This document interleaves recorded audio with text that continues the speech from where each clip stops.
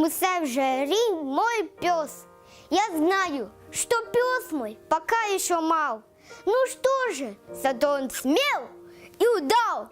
Любую команду, какую ни дай, послушно и точно исполнит Акбай. Не зря же упрямо и зной, и мороз военному делу учился мой пес.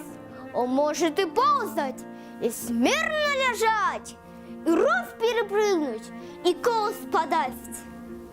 Ты ранен, тебе он доставит воды. Он может солдата спасти от беды. А нужно, он важный пакет отнесет. Недаром с портфелем ходил он весь год. Пусть будет скорей Акбаем большим. Служить до границы уедем и с ним.